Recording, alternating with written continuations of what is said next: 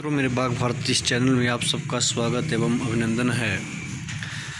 राजस्थान में ग्रेड 1 और ग्रेड 2 भर्ती आने वाली है, इसलिए आप सब तैयारी में लगे रहें। और वर्ग 3 का मार्च में पेपर है, तो इसकी तैयारी में आप लगे रहें। आज हम लेके आए हैं प्रश्नोत्तरी 125 प्रश्नोत्तरी, ये जो TGT का पेपर होता है उसका। आप चैनल को लाइक करें, सब्सक्राइब करें और शेयर करें। चलते हैं हम प्रश्न में। पहला प्रश्न है कि कादम्बरी कथा मुखम से है, कादम्बरी के प्रथम मंगलाचरण में किसकी वंदना की गई है?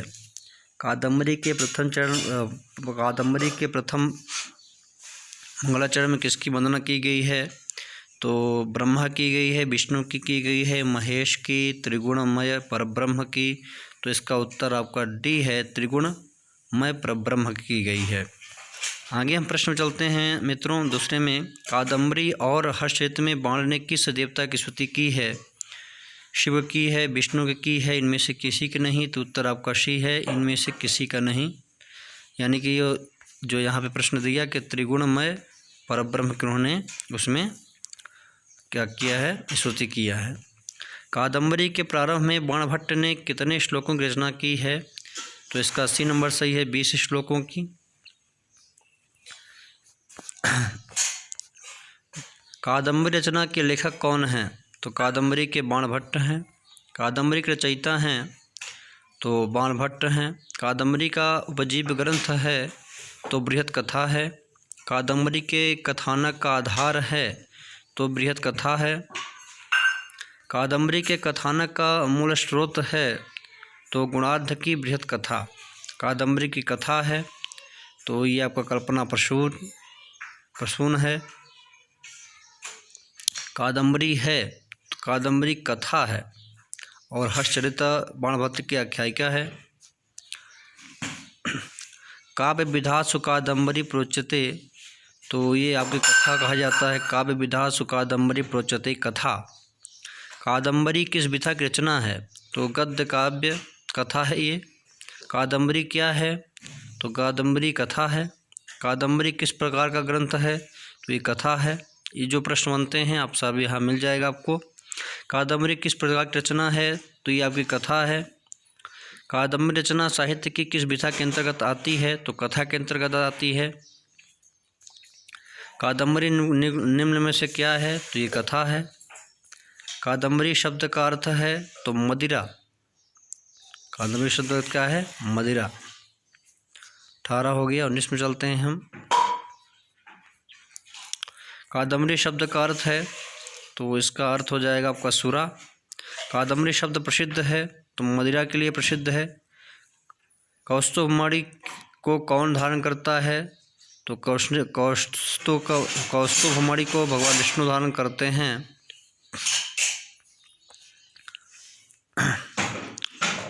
गुह युवा प्रति हत शक्ति गुह का अभिप्राय है तो कार्तिकेय। स्फुरत कलालाप विलास कोमला, यह वाक्यांश किसके वैशिष्ट्य को प्रकट करता है? तो ये कादम्बरी के। मनस्तु साधुध्वनिभिः पदे पदे हरन्ति संतो मणिनूपुरा, वह पंक्तियाँ किस ग्रंथ में उद्धृत हैं? तो इससे आपका कादम्बरी सही है। किमी व ही दुष्कर मकरुणा नाम सूक्ति ग्रहण की गई है तो ये आपकी कादम्बरी से ली गई है। नेक्स्ट है आपका असज्जनात् कस्य भयं न जायते, यह वचन किस ग्रंथ में है? तो यह आपका कादम्बरी में है।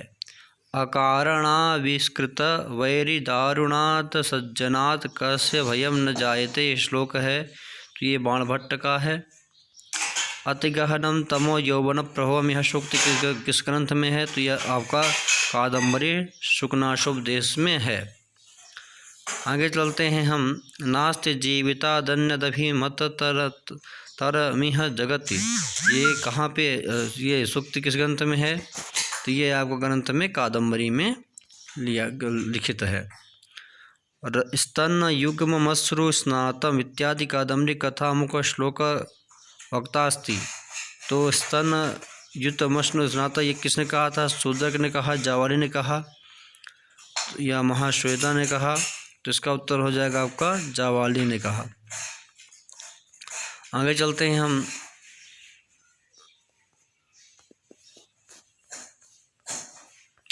में त्रिभुवन प्रसव भूमिरिव विस्तीर्णा विशेषता किसके लिए है? तो विदिशा के लिए है। त्रिभुवन प्रसव भूमिरिव विस्तीर्णा विशेषता किसके लिए है? तो विदिशा के लिए। आगे हम चलते हैं। बिंध वन भूमिरिव वेत्र लतावती निम्नांकित में से किसका विशेषण है? तो ये विशेषण आपका जो है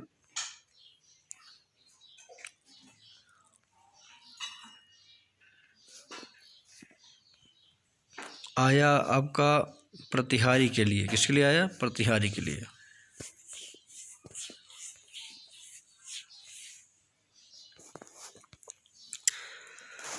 निम्नलिखित में से निम्नलिखित अवतरण में किसके विशेषण के अवतरण में किसके विशेषण हैं?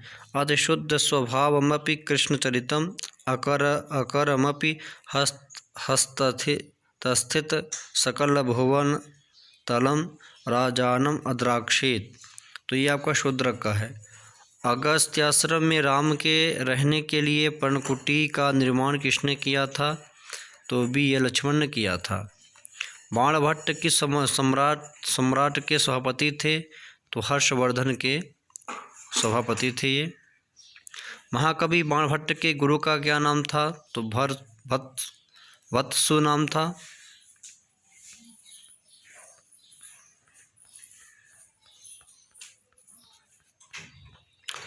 बाण का काल कौन सा है? तो सप्तम शताब्दी का पूर्वार्ध। बाणभट्ट का समय स्वीकार किया गया है तो इनका 7वीं शताब्दी स्वीकार किया गया है, तो इसमें कहीं लिखा नहीं है, तो ये आपका इनमें से कोई नहीं होगा। गद्यकाल बाण का स्थित काल है, ये आपका आया है 7वीं शताब्दी। बाणभट्ट का काल माना जाता है तो 7वीं शताब्दी। कादम्बरी का प्रधान रस है तो श्रृंगार रस है।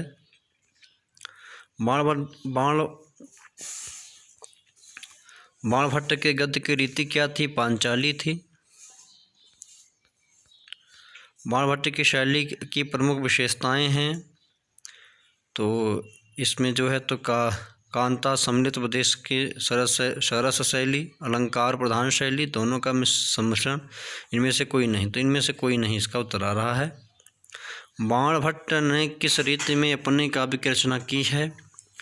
तो पांचाली रीति में। बाणभट्ट ने कादम्बरी में किस रीति का प्रयोग किया है? पांचाली और रीति का प्रयोग किया है।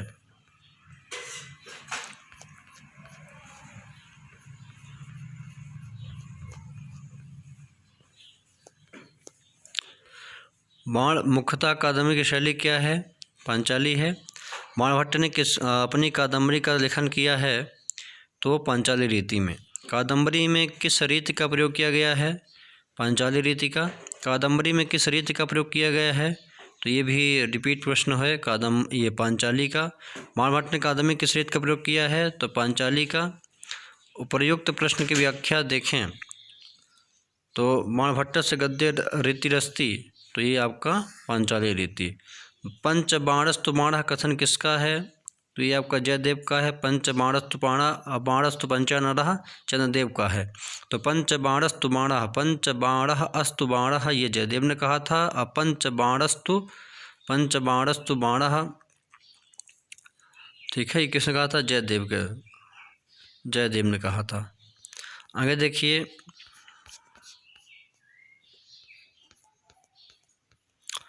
बाणभट्ट विषये पंच बाणस्तु बाणः इत्युक्ति अस्ति, तो ये जयदेव ने कहा था। बाणस्तु पंचानरः ये किसने कहा था? चंद्रदेव ने कहा था। बाणस्तु, ठीक है, क्या है? बाणस्तु पंचाननः, तो तो बाणस्तु पंचाननः किसने कहा था? तो ये आपका चंद्रदेव ने कहा था। बाणस्तु बाणा किसने कहा था? ये आपका कहा था जयदेव ने। तो बाणस्तु पंचाननः, बाण आया तो चंद्र, बाण आया तो चंद्र, और पंच आया तो जयदेव। 5 आया तो जयदेव और बाण आया तो चंद्रदेव। बाणस्तु पंचाननः है, तो यह सूक्त किसकी है? तो ये आपको चंद्रदेव की है।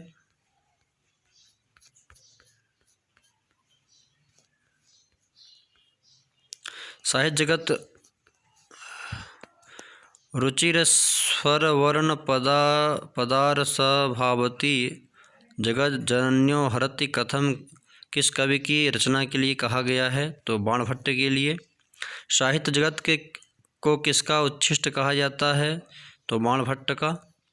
बाणभट्टस्य विषये वाणी बाणो बभूव, यह कथन किसका है? तो गोवर्धनाचार्य ने कहा है। कादम्बरी का प्रमुख नायक कौन है? तो आपका चंद्रापीठ इसका प्रमुख नायक है। चंद्रापीठ किस काव्य का नायक है? तो कादम्बरी का है। कादम्बरी गद्य काव्य से नाटकोस्ति, तो इसका सी सही है, चंद्रापीठ। कादम्बरी का प्रमुख पात्र है चंद्रापीठ। कादम्बरी में पार्श्व नायिका कौन है? तो ये आपका महाश्वेता पार्श्व नायिका है। कादम्बरी में किसके 3 जन्मों का वर्णन मिलता है? तो ये आपका चंद्रापीठ का मिलता है।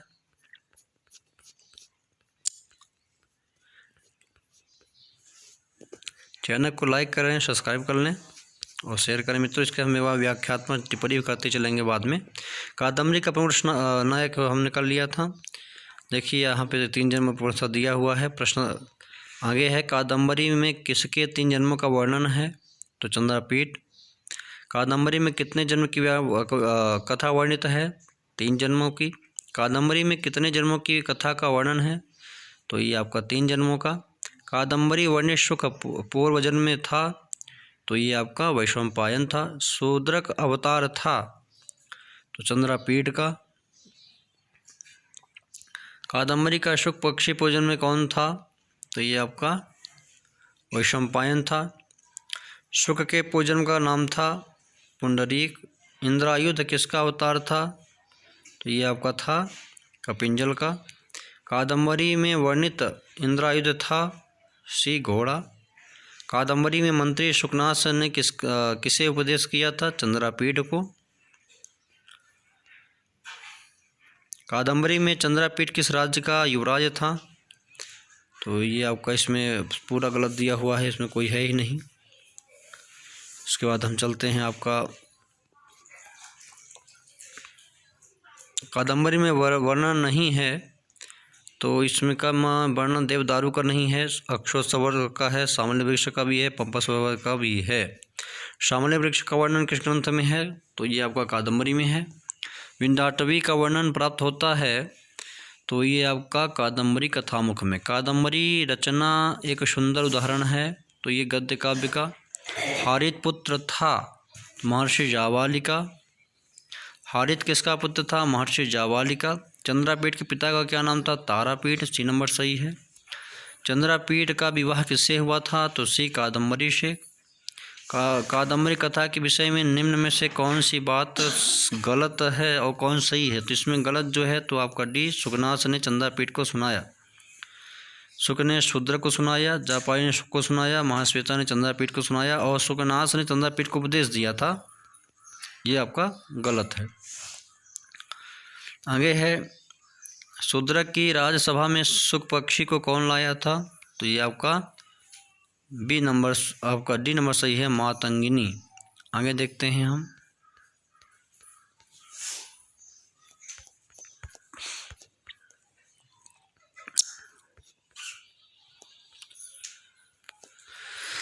वैशंपायन की प्रेमिका थी, तो ये आपका महाश्वेता।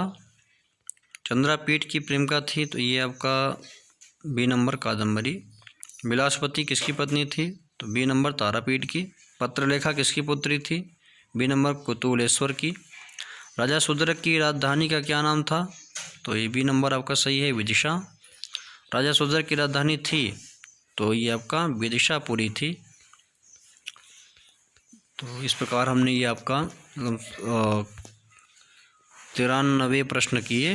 और आगे हम नेक्स्ट में चलते हैं सुकनाशोपदेश कादम्बरी के भाग में, और इसका हम देखते हैं किस प्रकार का व्यक्ति उपदेश देने का पात्र होता है।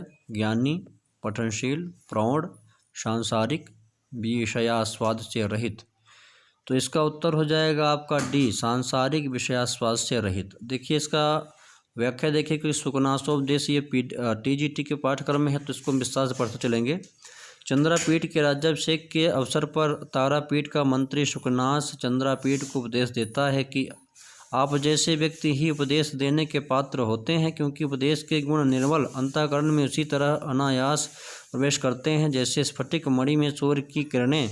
तुम्हारे जैसे व्यक्ति ही उपदेशों व उपयुक्त भाजन सुपात्र होते हैं। जिसके मन की मैल दूर हो चुकी है उसमें उपदेश के गुण सरलता से प्रविष्ट होते हैं, ठीक ऐसे जैसे कि मल से रहित स्वच्छ स्फटिक मणि में चंद्रमा की किरणें प्रविष्ट होती हैं। दूसरा प्रश्न देखिए, चंद्रापीठ को राज्याभिषेक पर उपदेश देता है तारापीठ, सुकनास, वैशंपायन या जाबाली। उत्तर हो जाएगा सुकनास।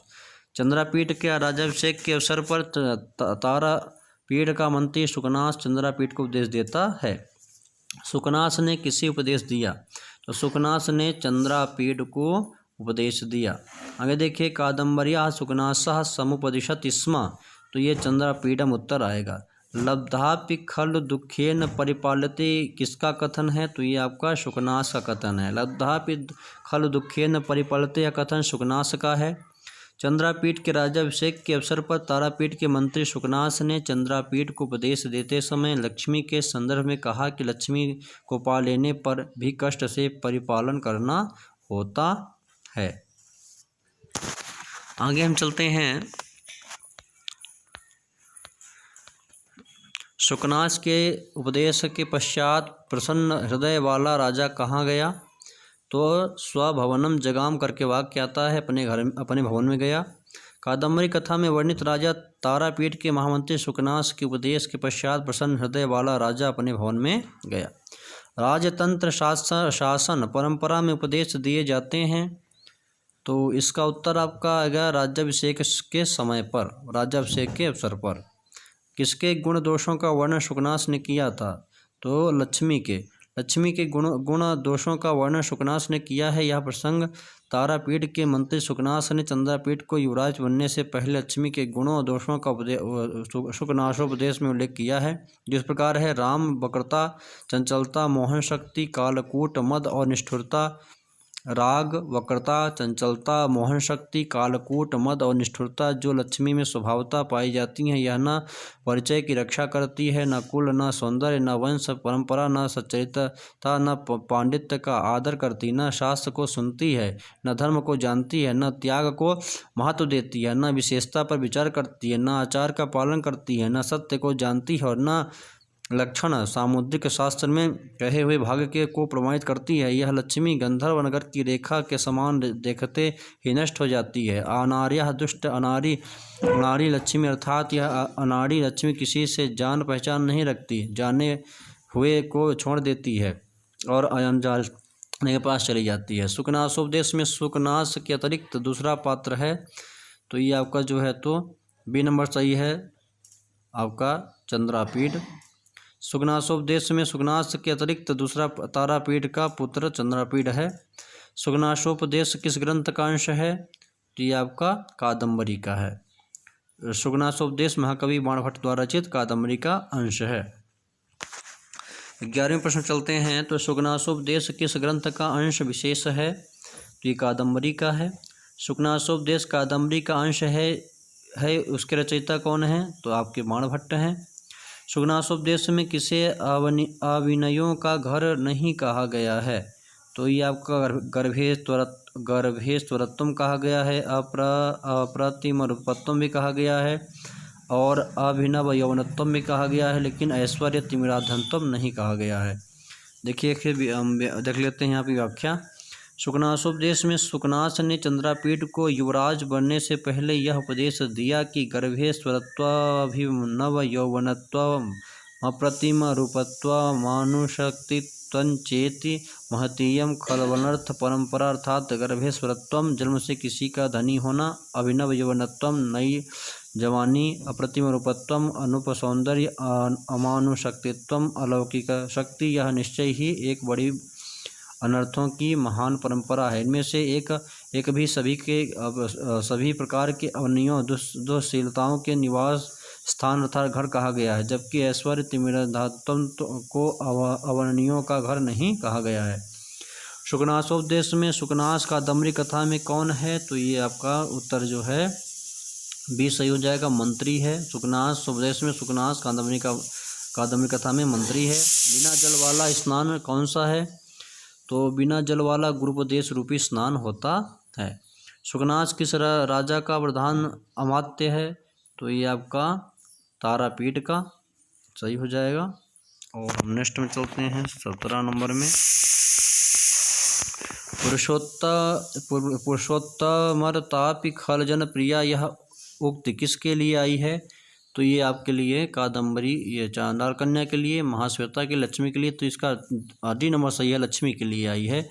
पुरुषोत्तमरतापि खलजन प्रिया प्रस्तुत उक्ति शुकनास ने चंद्रापीठ को राज्याभिषेक के अवसर पर लक्ष्मी के संदर्भ में बताया कि उत्तम पुरुष में आसक्त होने पर ही दुष्ट जनों में प्रीत करती, अर्थात विष्णु में आसक्त रहती हुई भी द्विजनों में को चाहती है। लक्ष्मी के लिए अन्य महत्वपूर्ण युक्ति क्या है? तो आप देख सकते हैं, अमृत सहोदरा विकटु विपाका, अर्थात वह अमृत की सगी बहन होती हुई भी परिणाम कड़वी है। रेणुमयी स्वक्षमपि कलुषी करोति, अर्थात मानो धूनिमयी होकर स्वच्छ को भी मलिन कर देती है। वास्तविक अर्थ पवित्र अर्थात ईमानदार व्यक्ति को विमान बना देती है। लतेव विटपकान ध्यारोहति, अर्थात लता की भांति वृक्ष शाखाओं पर चढ़ जाती है, वैसे ही यह लक्ष्मी गुणों के सरदारों का सहारा लेती है। पाताल गुहेव तमो बहुला, अर्थात पाताल की गुफाओं के समान अत्यंत तमोगुण जनित अज्ञान से युक्त है। चंदन प्रभो न दहति किमलः, चंदन से उत्पन्न हो अग्नि क्या जलाती नहीं। ना हो विधम परिचितमिह जगति किंचिदस्ति, यथेयमनार्यः, इस संसार में ऐसे परिचय को ठुकरा देने वाला कोई नहीं है जैसे यह नीच लक्ष्मी। उत्पत्ति निम्नगा क्रोधावेग ग्राहाणाम, लक्ष्मी क्रोध के आवेश रूपी मगरमच्छों की उत्पत्ति के लिए नदी है। प्राविड वाचिरद्युतिकारिणी, वर्षा ऋतु के समान क्षणिक प्रकाश उत्पन्न करने वाली है। अभिजातम महिमिव लंघयति, अर्थात सांप के समान कुलीन का उल्लंघन करती है। विनीतम पातकीनमिव नवसरपति, अर्थात शिक्षित व्यक्ति के पास नहीं भटकती, मानो कि वह कोई पापी व्यक्ति हो। तोय राशि संभवापि तृष्णाम संवर्धयति, अर्थात तोय राशि जल का भंडार उसका नाम जन्म स्थान है, जो तो भी वह प्यास बढ़ाती है। गंधर्व नगर लेखे पश्यत एवं नश्यति, अर्थात गंधर्व नगर की रेखा के समान देखते ही नष्ट हो जाती है। क्रोधावेगग्राहाणाम उत्पत्ति निम्नगा का, तो ये आपका ये हो गया। आगे देखिए, शुकनास किस राजा का प्रधान अमात्य था? तो यहाँ पढ़ लिए थे। क्रोधावेगग्राहाणाम उत्पत्ति निम्न का, तो ये लक्ष्मी है। शुकनासोपदेश की विषय वस्तु में किस निम्न में से कौन सम्मिलित नहीं है? तो सी उत्तराधिकार के प्रति लापरवाही ये नहीं वर्णित है। बाकी युवराजस्था जन्य विकार, ये सही। लक्ष्मी मद भी है, ऐश्वर्य संबंधी दोष भी बताए गए हैं। आगे देखिए 20वां नंबर प्रश्न आपका कौन सा है? उत्कुपित लोचना एवं तेजस्विनों निच्छन्ते आचरण करती है, तो ये आपका लक्ष्मी से प्रभावित राजा, ये आपका बी नंबर सही हो जाएगा। तो उत्फुल्लित लोचना एवं तेजस्विनों नच्छन्ते प्रस्तुत सूत्र चंद्रापीठ के रात तिलक के अवसर पर उज्जैनी के राजा तारापीठ का मंत्री शुकनास ने चंद्रापीठ को उपदेश देते समय राजा के संदर्भ में यह सूक्ति है, जिसका तात्पर्य है कि नेत्र रोगियों के समान तेजस्वियों को नहीं देखते, अर्थात जैसे नेत्र के रोगी सूर्य आदि तेजस्वी पदार्थों को नहीं देखते वैसे राजा तेजस्वी व्यक्तियों को ईर्ष्यावश नहीं देखते। उपयुक्त सूक्ति गद्य सम्राट वाणभट्ट विरचित कादम्बरी के शुकनासोपदेश प्रकरण से अवतरित है। लक्ष्मी से प्रभावित राजा के आचरण से अन्य तथ्य। ग्रहीरिव गृह्यन्ते, ग्रहों से मानो पकड़ लिए जाते हैं। भूतैरिवा विभूयन्ते, भूतों से मानो दबोच लिए जाते हैं। मंत्रैरिवा वेश्यन्ते, मंत्रों से मानो वश में कर लिए जाते हैं। वायुनेव विडम्बयन्ते, वायु से मानो विक्षिप्त कर लिए जाते हैं। पिशाचैरिव ग्रस्यन्ते, पिशाचों से मानो ग्रस लिए जाते हैं। मदन शरैर मर्माहता इव मुखभंग सहस्राणि कुर्वते, कामदेव के बाणों से मर्माहत होकर मानो हजारों प्रकार की मुख भंगिमाएँ करते हैं। कुलीरा इव तिर्यक विभ्रंति, केकड़े की तरह टेढ़ा मेढ़ा चलते हैं। राज्याभिषेक एक विकार तंद्री प्रदा है। क्या है? राज्याभिष विकार तंद्री प्रदा है, तो ये राजलक्ष्मी उत्तर आएगा। राज्य विष विकार तंद्री प्रदा प्रस्तुत सूत्र में सुगनास ने चंद्रापीठ को लक्ष्मी के प्रसंग में उपदेश दिया है, जिसका अभिप्राय यह है कि राजलक्ष्मी राज्य रूपी विष के विकार से उत्पन्न तंद्रा प्रदान करती है। तो इस प्रकार मित्रों हमने आपको ये कई प्रश्नों को किया है, आगे हम फिर करेंगे। वीडियो बड़ी न हो जाए इसलिए इसको यहाँ रोक रहे हैं। नेक्स्ट वीडियो हमें आगे लाएंगे। चैनल को लाइक कर लें, सब्सक्राइब कर लें और शेयर करें।